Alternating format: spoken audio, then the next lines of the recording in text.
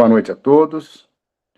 Vamos então dar início à nossa reunião de hoje, ao nosso Evangelho, buscar a nossa sintonia com Deus, nosso Criador, nosso Pai, buscar Jesus e a companhia dos espíritos amigos que participam conosco deste Evangelho. Nossa gratidão a Deus pela vida e a gratidão a Jesus pela companhia e pelos ensinamentos. Que na lição de hoje, esses ensinamentos possam fortalecer o nosso coração, fortalecer a nossa alma e o nosso entendimento a respeito da vida. Que possamos a cada dia caminhar com passos firmes, fortalecidos pelo ensinamento que o Mestre deixou a cada um de nós. Que esses ensinamentos possam fazer com que possamos refletir a respeito da nossa conduta e a cada dia colocar a nossa vontade acima de tudo para sermos melhores hoje do que fomos ontem e amanhã melhores do que estamos hoje. A nossa gratidão, então, pelos ensinamentos da noite e pela presença de todos os espíritos que estão conosco. Que o nosso companheiro William tenha serenidade, seja feliz na explanação dessa noite. E que assim seja. Hoje, eu vou falar um pouquinho desse capítulo, vou espelhar aqui, a gente fazer a leitura, que é uma leitura muito curta, e depois nós vamos tentar fazer uma reflexão sobre ele, a forma como ele nos impacta e como ele pode, inclusive, nos assessorar nas nossas buscas, tá? Então, vamos lá. A questão que está sendo colocada hoje, do assim como, faz referência ao capítulo 165, o assim como. Vamos lá, então. Assim como o Pai me enviou, também eu vos envio a vós. Jesus, João 20, 21. Ó, assim como o Pai me enviou, também eu vos envio a vós. Todo cristão sincero sabe como o Senhor Supremo enviou à terra o embaixador divino. Fê-lo nascer na manjedoura singela. Deu-lhe trabalho construtivo na infância. Conferiu-lhe deveres pesados na preparação, com prece e jejum no deserto.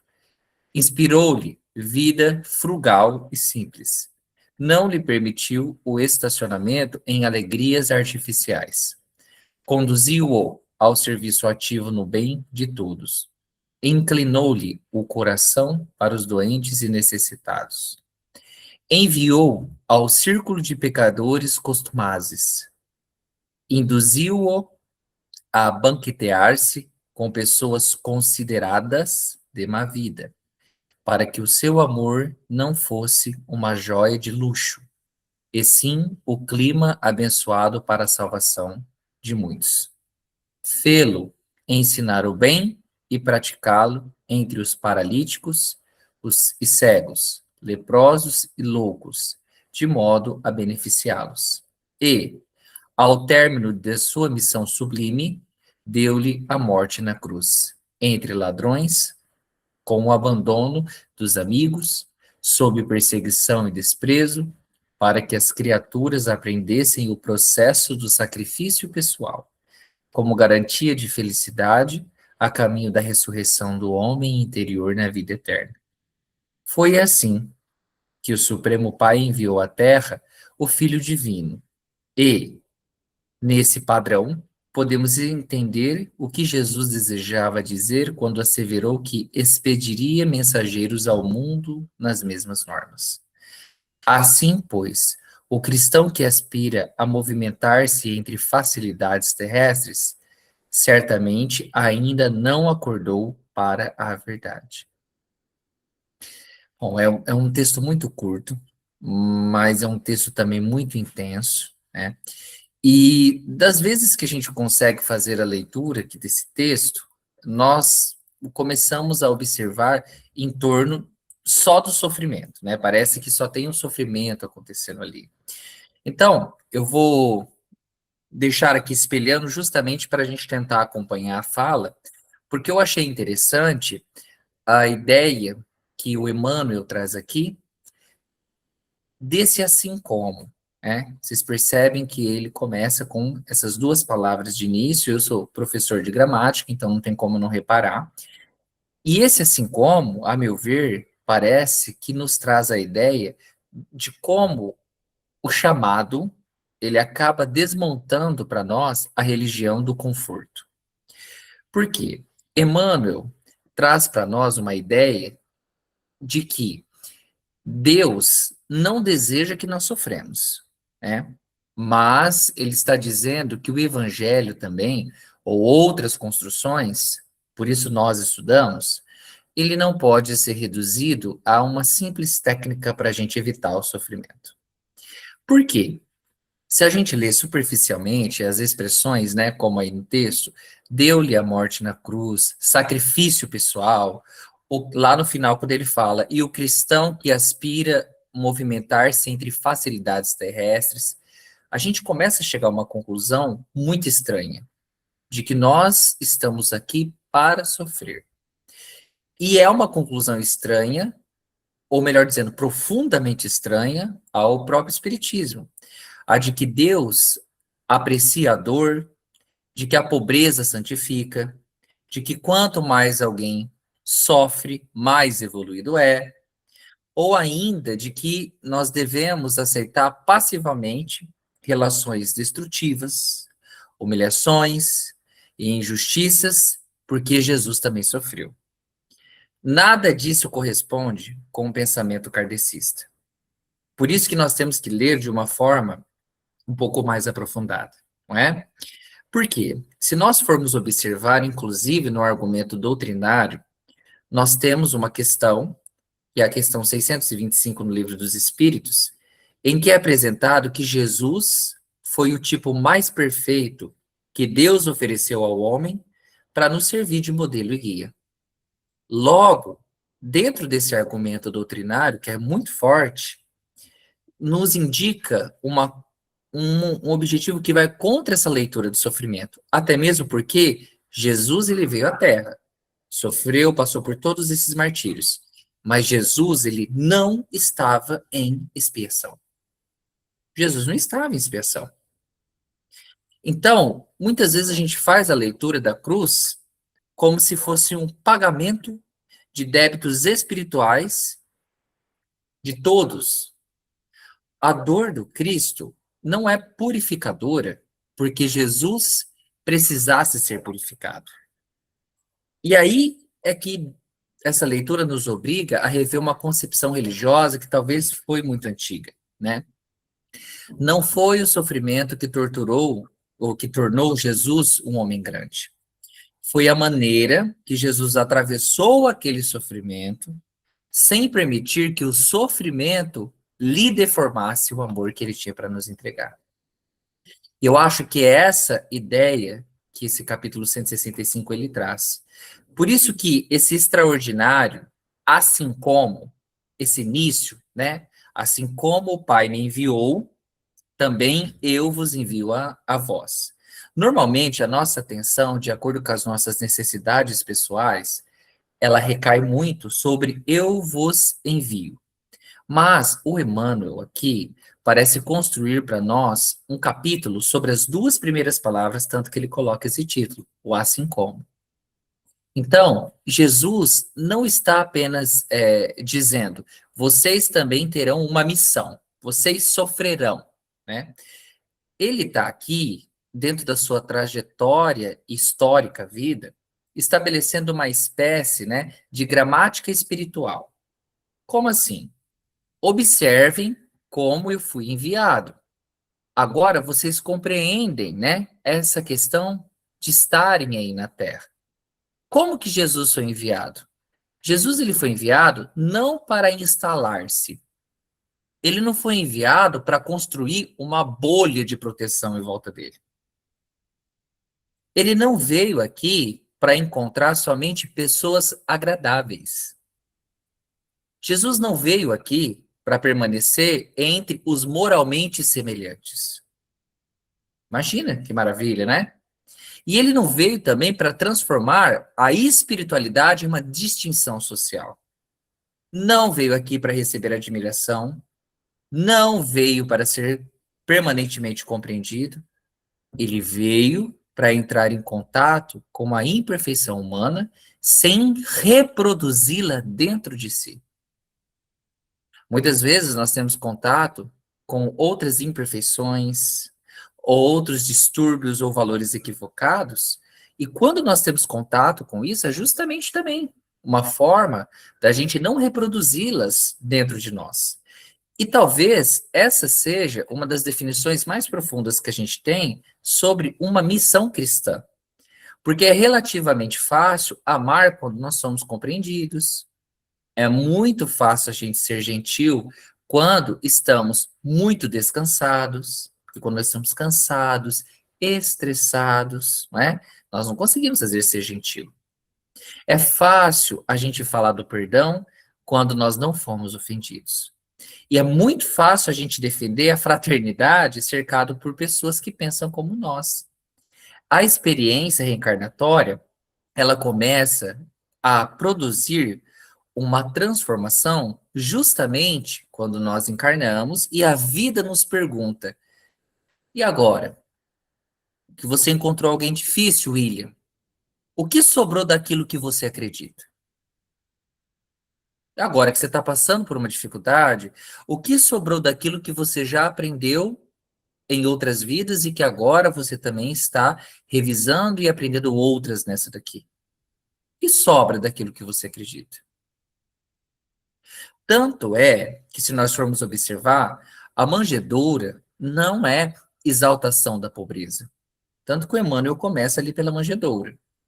E isso precisa ser entendido com muito cuidado, gente. Manjedoura não significa quanto mais pobre eu sou, mais espiritualizado eu me torno. Essa ideia é incompatível com a perspectiva da doutrina espírita. No capítulo 12 do Evangelho segundo o Espiritismo, a riqueza ela é apresentada como uma prova, mas também como um instrumento. Então, o Kardec ele não condena, por exemplo, o patrimônio, mas ele condena a nossa escravização moral perante esse patrimônio. Então, não é problema você possuir bens. O problema é você ser possuído por aquilo que você possui. Nós temos ricos profundamente desapegados e pobres profundamente materialistas. O apego não é medido pela conta bancária, mas pela dependência psicológica que a gente estabelece com as coisas que nós adquirimos. E é aí que a manjedoura assume o significado para nós. Porque Jesus, ele começa a experiência dele sem precisar dos símbolos sociais que legitimaram a sua autoridade, ou que legitimariam a sua autoridade. Ele não nasce num palácio para legitimar a autoridade dele. Ele não tem um sobrenome político forte. Ele não recebeu uma autoridade institucional que foi outorgada a ele por uma pessoa importante. Ele não precisou da riqueza para que a palavra dele tivesse valor. E isso, para nós, que estamos em 2026, é muito perturbador. Por quê? Vou até tirar o espelho para continuar. Por que que isso se torna muito perturbador para nós que estamos em 2026? A gente vive hoje numa cultura na qual o valor da pessoa, frequentemente, ela está muito associado a certificações da sua vida. Uma pessoa, por exemplo, precisa ter números de seguidores na internet para ser um bom palestrante. Precisa ter um cargo muito importante, um currículo, uma aparência, um patrimônio, um engajamento, uma visibilidade, uma aprovação pública. Até a espiritualidade, né, pode inclusive ser capturada por essa lógica. Às vezes eu observo no nosso movimento espírita, né, a gente começa a se perguntar: quantas pessoas me escutaram no que eu estou falando, né? Será que a minha palestra teve visualizações, né? Tanto que as pessoas até falam para mim: William, você tem que espelhar a sua palestra nas redes sociais para que as pessoas tenham contato, né? Eu falo, nossa, né? Quantas pessoas elogiaram aquela mensagem que foi repassada? Quantas pessoas às vezes reconhecem que aquilo se torna importante a gente pensar? E aí que a gente se engana, né? Por quê? O Evangelho, ele realiza uma pergunta muito incômoda, que eu tenho aprendido no decorrer da minha vida e que eu tenho até falado sobre isso nos estudos, que eu estou tentando também aprimorar em mim. Se ninguém soubesse que eu pratiquei o bem, eu ainda faria isso? Eu ainda coloco em prática aquilo da palestra, do estudo, se ninguém soubesse. É isso que significa a manjedoura dentro de nós. É um lugar em que o bem, ele deixa de necessitar em nós uma plateia. Nós não precisamos de um cargo, do currículo, de uma aparência, do engajamento, de número de seguidores, não é? Para dizer que nós estamos no caminho de procurar fazer o bem. E tanto é que, se nós formos observar, o Emmanuel, ele continua. Ele não para isso nessa questão de falar para nós da manjedoura dentro de nós. Ele fala sobre o trabalho construtivo na infância, não é? Eu acho que ele toca num fundamento espírita muito bom, que o trabalho é um mecanismo educativo para o espírito. Tanto que nós temos no Livro dos Espíritos, na questão 674, que fala que o trabalho é uma lei da natureza. Então a gente precisa ampliar nossa visão sobre isso. Trabalho não é só profissão. Trabalho é toda atividade pela qual o nosso espírito modifica alguma realidade. E ao modificar essa realidade, modifica-se também. Então, cuidar de alguém é um trabalho. Educar uma criança, olha, eu sou professor, eu sei, é um trabalho. Estudar, como muitas pessoas do nosso grupo estão aqui presentes hoje, todas as segundas e terças-feiras, é um trabalho. Disciplinar uma tendência interior, sem se tornar um carrasco de si mesmo, é um trabalho. Pedir desculpas é um trabalho. Administrar impulso é um trabalho. Reconstruir uma relação é um trabalho. Romper responsavelmente uma relação destrutiva também é um trabalho. E a espiritualidade, né, no momento contemporâneo que nós estamos, às vezes deseja essa iluminação para nós enxergarmos. Por quê? Nós queremos muito desenvolver. Nós nos espelhamos nesses ensinamentos. Mas a espiritualidade às vezes quer que a gente olhe para esses pontos. Por quê? Nós queremos uma transformação emocional, mas a gente não quer enfrentar nenhum dos nossos automatismos, nenhuma das nossas manias. A gente quer paz, mas a gente não quer reorganizar as escolhas. A gente quer equilíbrio financeiro sem rever os hábitos. 2026 tem sido um ano potencialmente importante para mim, porque todos esses aspectos parece que resolveram me visitar em um único momento, né? Tanto que a gente quer relacionamentos melhores com as pessoas, seja de amizade, família, ou até relacionamento afetivo, mas sem a gente aprender a melhorar a nossa comunicação. Ou seja, eu, William, quero evoluir espiritualmente, mas eu, às vezes, quero fazer isso sem observar aquilo que eu tenho feito repetidamente. E as pessoas me alertam, a espiritualidade alerta, a vida nos alerta. E aí que o Espiritismo vem e fala que essa mágica moral, ela não existe. Porque o espírito, ele não recebe as virtudes prontas. A gente constrói disposições para essas virtudes. Deus não instala em nós o chip da paciência. A existência nossa é que vai oferecendo situações em que a gente vai aprendendo a modelá-la de acordo com a nossa evolução. A mesma coisa sobre a coragem.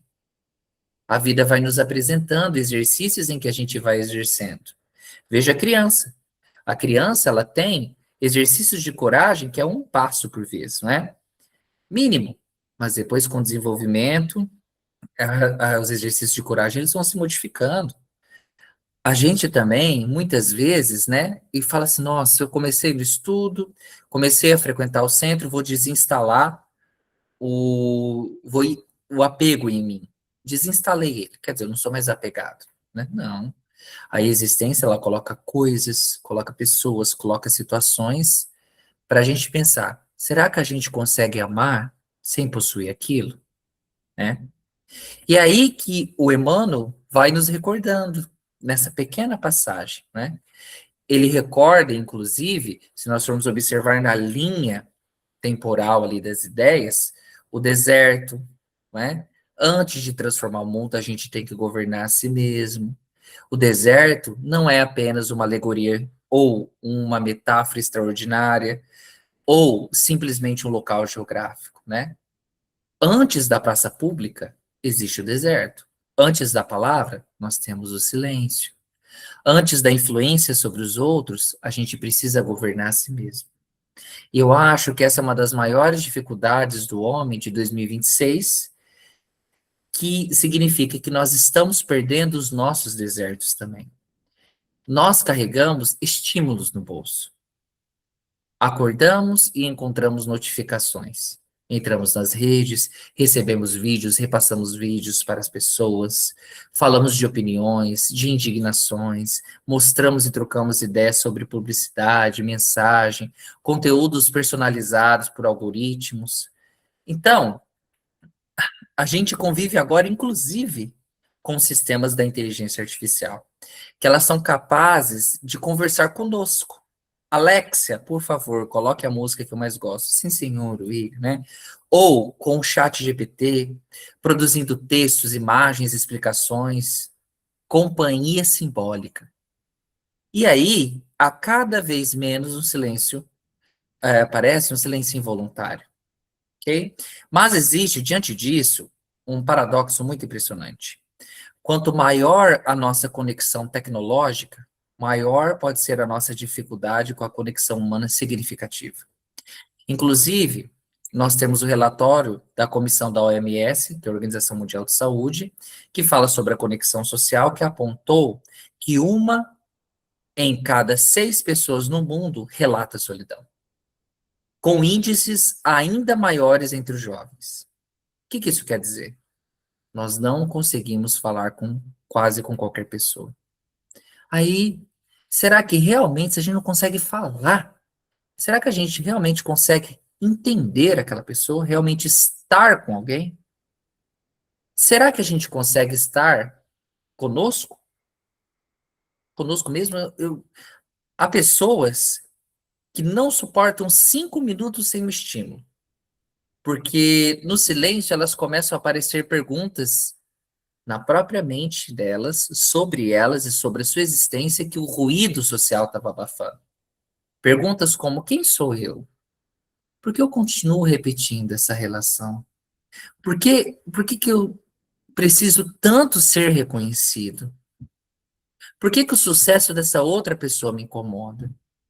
Por que eu preciso vencer toda discussão? Por que determinada crítica me desorganiza tanto? Por que eu alimento tanto ressentimento? Esse é o deserto espírita. E é aqui que a gente pode aproximar aquela visão do Emmanuel, né, com aquilo que o Livro dos Espíritos coloca na questão 919, que fala sobre conhecer a si mesmo. Então, sem esse deserto, podemos conhecer muito sobre espiritismo, ter todas as redes de informações e conexões do mundo, mas continuar desconhecendo a personagem principal da nossa própria reforma, que somos nós mesmos. Outro fator também dessa parte, desse estudo, quando ele coloca: não lhe permitiu o estacionamento em alegrias artificiais. Quando Emmanuel ele traz isso, dando continuidade à estrutura desse pensamento, a gente consegue observar que ele não escreve simplesmente alegria, ele escreve alegrias artificiais, né? Ah, Will, então quer dizer que o evangelho ele luta contra a felicidade? Não, não é isso. Jesus participou de refeições, visitou casas, conviveu, criou amizades, ele não se isolou.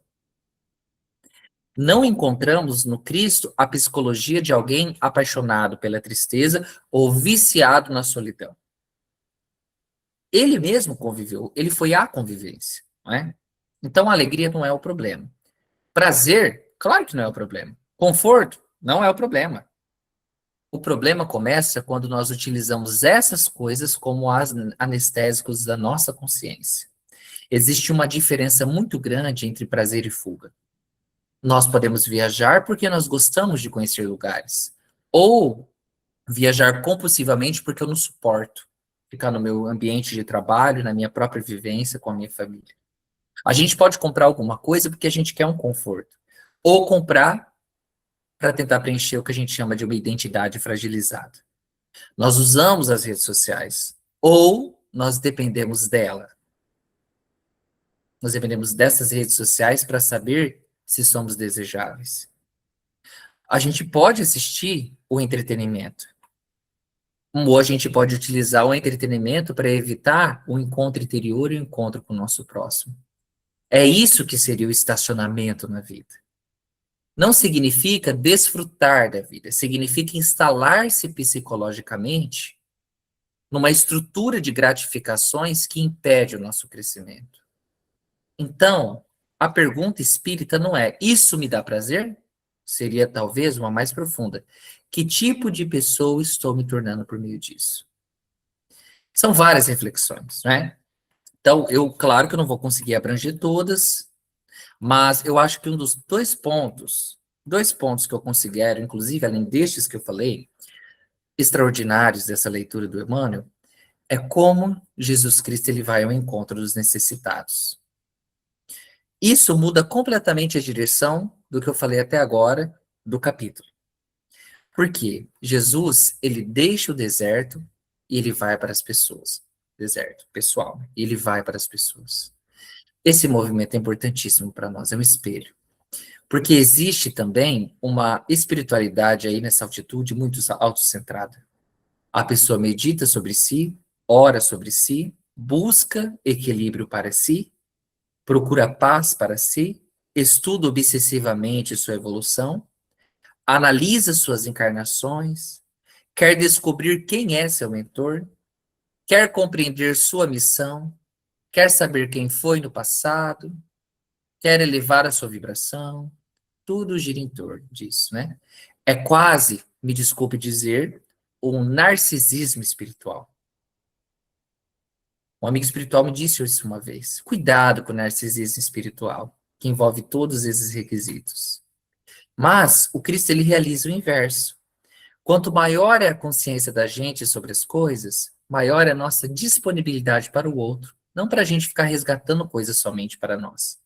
Por isso que o Emmanuel diz que Jesus foi conduzido ao serviço ativo no bem de todos, que é a essência do Evangelho segundo o Espiritismo. Fora da caridade não há salvação, benevolência, indulgência e perdão para com as pessoas. E se a caridade é a mais difícil, frequentemente, porque ela não envolve dinheiro, não envolve outros fatores. Jesus nos demonstrou com isso. Então, talvez eu não consiga hoje doar ali R$ 100, mas eu posso fazer uma doação que talvez alguma pessoa não tenha. Eu posso conceder àquela pessoa o direito de não ser exatamente aquilo que eu esperava. Isso é um ato de caridade, sabia? Quando nós estamos conversando com uma pessoa, a gente permite ela ser quem ela quer ser. Quando nós damos o direito de não ser exatamente aquilo que ela esperava, às vezes aquele ato de caridade nosso para com essa pessoa é muito maior do que eu doar R$ 1 milhão para ela, entende? E esta é a razão, que é o segundo ponto que eu falei para vocês, que eu também considero mais importante dentro desses, que por isso que Jesus estava, como diz aquela parte, entre os pecadores. Jesus foi enviado ao círculo de pecadores costumazes. Está escrito isso ali. Depois, ele acrescenta que ele se banqueteava com pessoas consideradas de má vida. E explico por quê. Porque o seu amor, ele não era, como disse ali na passagem, uma joia de luxo, né? Olha que expressão extraordinária, gente, joia de luxo. É o amor que admiramos, né? Joia de luxo, né? Exibimos, citamos, defendemos. Mas nós não colocamos em contato com ninguém que desafie ele. Então, é muito fácil a gente amar uma humanidade abstrata. Difícil é amar as pessoas concretas. É muito fácil eu amar as pessoas do conforto do meu sofá. Eu conversar com as pessoas e tudo mais. Hoje nós mal visitamos as pessoas. Nós quase não vamos ao contato das pessoas. A humanidade parece que de um determinado momento, né, está tão decepcionada com várias questões que se abrigou no seu próprio casulo pessoal. aí se tornou difícil amar pessoas concretas, não é? Então, se nós observarmos, né, nós, seres humanos encarnados, nós fazemos isso. E é justamente entre essas pessoas concretas que a caridade ela precisa existir. Agora, em 2026, isso adquire uma força enorme. Estava dando uma aula hoje de manhã sobre questões de exclusão, e eu lembrei sobre o relatório, né, de riscos globais reportados deste ano, que coloca, inclusive, uma ideia que a polarização social e a desinformação entre os grandes riscos percebidos para o próximo ano tem sido observado para nós, inclusive pensando na ligação entre a manipulação informacional, o endurecimento das crenças e a fragmentação social. O que você quer dizer com isso, William? O que isso tem a ver com ir até os pecadores? Veja bem, nós criamos tribos morais. Os bons, os maus, os esclarecidos, os ignorantes. Ah, que lá são progressistas. Esses daqui são conservadores. Ah, esses são verdadeiros espíritas. Esses são espíritas equivocados. Aí, cada um desses grupos que a gente se afiniza constrói uma filosofia inteira, justificando por que não precisa ouvir aquela outra pessoa. Aí surge Jesus. Ele vem através da mensagem da espiritualidade, senta-se à mesa com várias pessoas, naquela imagem belíssima que nós vemos sendo reproduzida em quadros e mais quadros durante o mundo inteiro. Só que ele sentar na mesa com todos não significa que ele concorda com todos, até mesmo que ele é mais desenvolvido. Acolhimento não é chancela. Caridade não é cumplicidade plena. Respeito não significa ausência de limites. Jesus não precisava aprovar determinada conduta para reconhecer a dignidade daquele que o praticava. Essa distinção, para nós, que é interessante. O erro pertence ao estágio evolutivo. A dignidade é que pertence ao espírito. E a gente pode combater uma ideia sem desumanizar quem sustenta essa ideia, entende? Podemos estabelecer limites sem querer vingança. Podemos afastar-nos de alguém sem transformar essa pessoa num monstro. Porque existe algo profundamente anti-espírita na redução de uma criatura eterna ao pior momento da sua existência. O William é dessa forma. Ou coloquei dentro daquela classificação, porque ele está no pior momento dessa sua existência. E aí é perigoso a gente entrar no famoso tribunal reencarnacionista. Por quê? A gente faz muito isso, né? Quando nós dividimos todas essas tribos e todos esses conceitos que eu falei para vocês, a gente pode utilizar essa análise pelo ego para criar ainda julgamentos mais sofisticados dessas tribos. A pessoa sofre e alguém diz, está resgatando. Nasceu naquela família. Ah, com certeza escolheu. Tem uma deficiência. Deve ter feito alguma porcaria na vida passada. Como se nós todos não tivéssemos deficiência moral, né? Enfrenta uma tragédia. Nada acontece por acaso. Essas frases pode até conter princípio doutrinário do espiritismo, que é a reencarnação, mas é uma violência metafísica aplicada irresponsavelmente ao sofrimento individual. Nós não possuímos acesso à ficha espiritual das pessoas. Não sabemos quando determinada experiência constitui expiação, prova, missão, consequência atual, simples resultado da liberdade humana. A gente não sabe. Jesus, diante do enfermo, ele não realizava uma palestra sobre a possível culpa do passado daquela pessoa. Ele só cuidava. E talvez essa é a lição dele mais magnífica. Quando alguém sofre, nossa primeira função não é explicar a dor dessa pessoa. Nem a função, a espiritualidade não fica buscando isso. É diminuir a dor que ela pode e que nós também podemos diminuir naquele momento. Então, são muitos conceitos que a gente poderia trabalhar aqui nessa parte, que inclusive, a meu ver, daria um estudo de 1 hora, 2 horas, né? Sobre o conceito de sacrifício, sobre a nossa visão do cristão se movimentar entre as facilidades terrestres, da vida confortável, não é? E esse assim como ele adquire diversos significados. Então, acredito que seja um convite interessante para nós relermos, né, esse capítulo e pensarmos, nesse grande desafio espiritual de 2026. Talvez a nossa época possua uma contradição fascinante. Nunca tivemos tanta informação espiritual disponível. Tem livro digitalizado, palestras, podcasts, cursos, inteligência artificial, bibliotecas inteiras disponíveis. A gente pode consultar tudo do Allan Kardec em segundos. Mas tem uma pergunta que nenhuma tecnologia vai responder. O que estamos fazendo com aquilo que nós sabemos?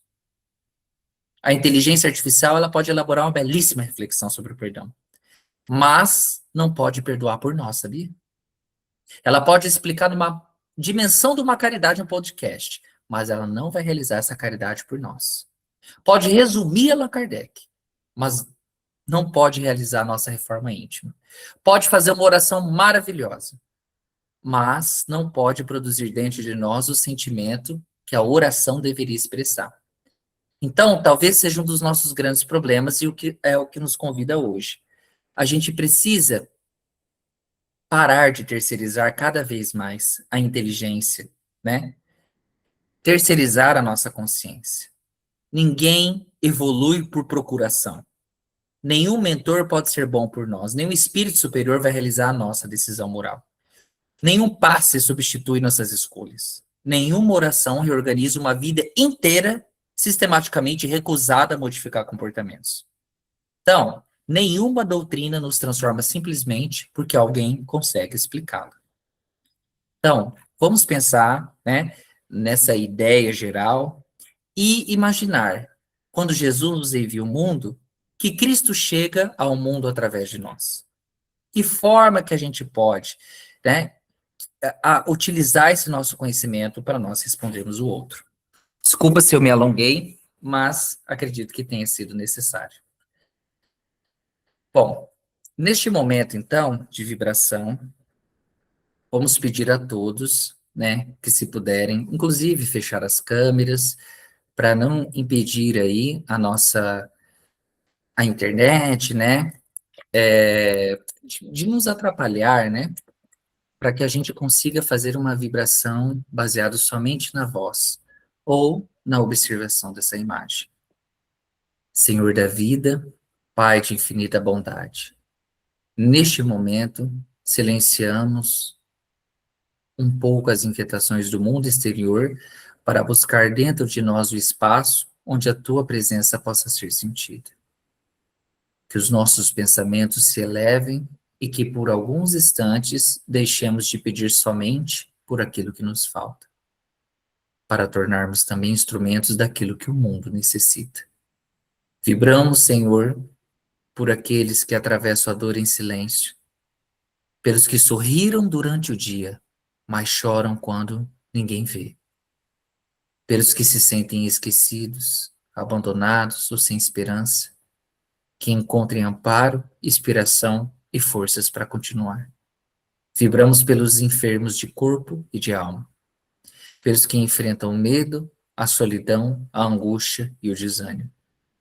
Que os bons espíritos possam aproximar-se, envolvendo-os em serenidade e sustentação.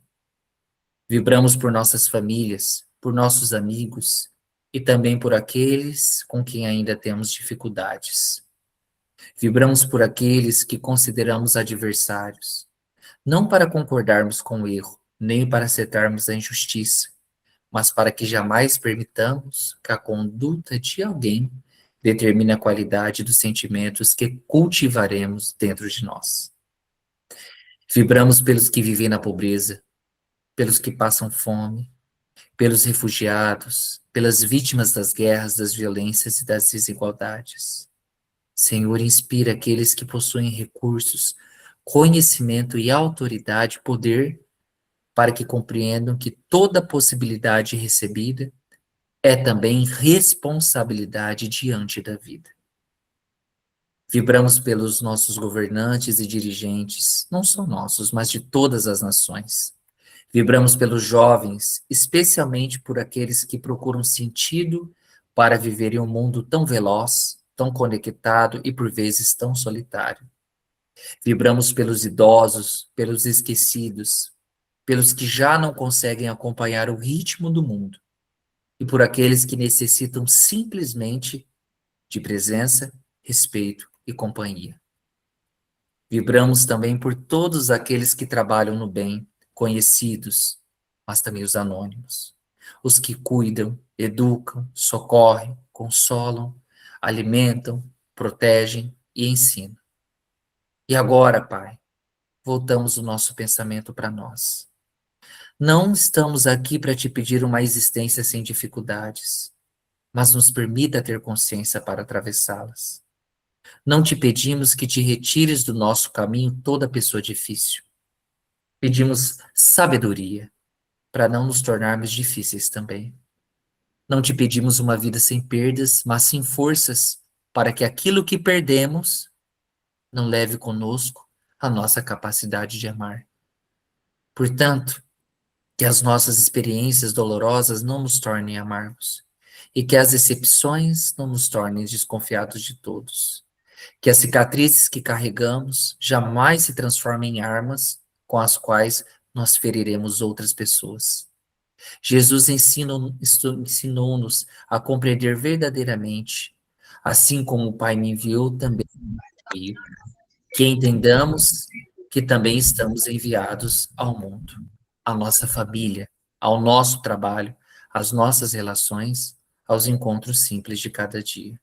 Que não sejamos apenas aqueles que falam do Evangelho, que alguma coisa possa ser percebida na maneira como tratamos as pessoas. E quando chegar a hora de nós encerrarmos essa experiência aqui terrestre, que possamos olhar para trás, não perguntando quantas vezes fomos reconhecidos, mas quantas vezes conseguimos servir. Não quantas pessoas nos admiraram, mas quantas encontraram algum alívio porque passamos por suas vidas. Que a nossa fé não seja uma joia guardada, mas uma luz repartida. E que o nosso amor saia da zona do discurso e assuma a força da presença. E que depois de tudo aquilo que a existência fizer conosco, possamos escolher, ainda assim, permanecer no bem. Que assim seja.